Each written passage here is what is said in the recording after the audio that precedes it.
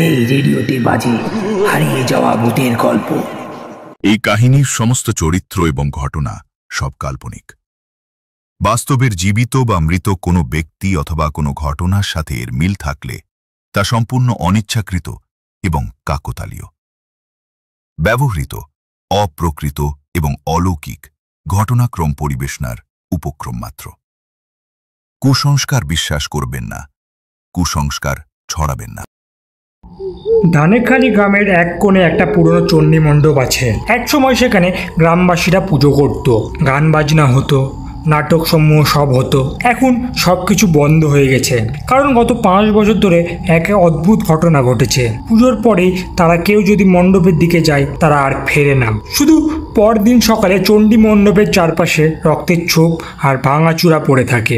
গ্রামের লোকেরা ভাবে সেখানে কোনো অপদেবতার বাসা বেঁধেছে, অথচ দিনের বেলায় জায়গাটা খুব শান্তশিষ্ট। পুরনো ইটের গাঁথুনি, ভাঙা চুনকাম আর ছাদের উপর লতা যেন এক মৃত অতীতের সাক্ষী।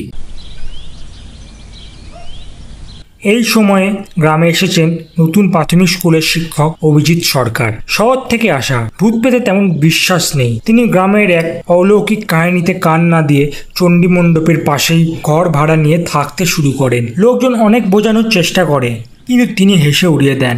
তিনি বলেন, ভূত যদি থাকেই তাহলে আমি নিজেই দেখে আসবো, এসব কুসংস্কার। অভিজিৎ বাবু সন্ধেবেলায় বইপত্র নিয়ে চণ্ডী মণ্ডপে গিয়ে বসেছেন। কিছুক্ষণের জন্য যেন চারিদিকটা শব্দ হয়ে গেল। রাত 8টা নাগাদ হঠাৎ এক ঠান্ডা হাওয়া বয়ে গেল, আর দূর থেকে একটা কান্নার আওয়াজ ভেসে এলো। এক নারীর কান্না, খুব চাপা কিন্তু তীক্ষ্ণ। তিনি ভাবলেন হয়তো কারোর রেডিও চলছে, কিন্তু যত রাত বাড়ে কান্নাটা তত জোরালো হয়। তিনি চারিদিকে খুঁজে দেখলেন। মণ্ডপের এক কোণে একটা পুরনো কাঠের পিঁড়ি, যার উপর লাল আলতা পড়ে আছে। পেছনে একটা আয়না, যার উপর ধুলো জমে আছে। হঠাৎ দেখলেন আয়নায় কারো মুখ। পেছনে ঘুরে দেখলেন কেউ নেই, কিন্তু আয়নাটা স্পষ্ট দেখা যাচ্ছে। একজন সাদা শাড়ি পরা মহিলা দাঁড়িয়ে আছেন, চোখ দিয়ে টপ টপ করে রক্ত ঝরছে, মাথার এক পাশে খোলা ঘা। মাস্টার মশাই আর দাঁড়াতে পারেননি, ফুটে ঘরে ফিরে এলেন। শরীর কাঁপছে, গা শুকিয়ে গেছে, ঘর অন্ধকার।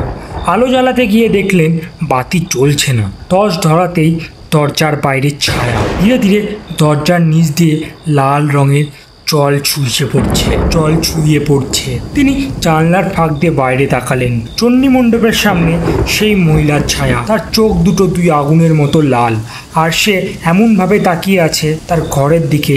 তা দেখে মাস্টার মশাই জ্ঞান হারালেন।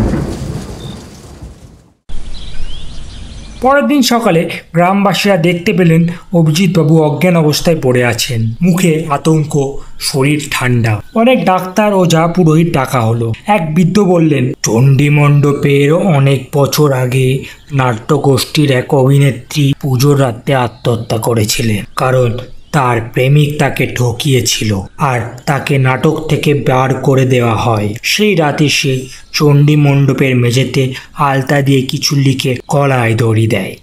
তখন থেকেই পুজোর পর রাতে ওর আত্মা ফিরে আসে, কাঁধে, প্রতিশোধ নেয়। মাস্টার মশাই ধীরে ধীরে সুস্থ হন, কিন্তু গ্রাম ছেড়ে চলে যান। যাওয়ার আগে একটাই কথা বলেন, সে চোখগুলো আমি দেখেছি, তা কোনো মানুষের হতে পারে না। আমি ভূতকে বিশ্বাস করি না এখনো।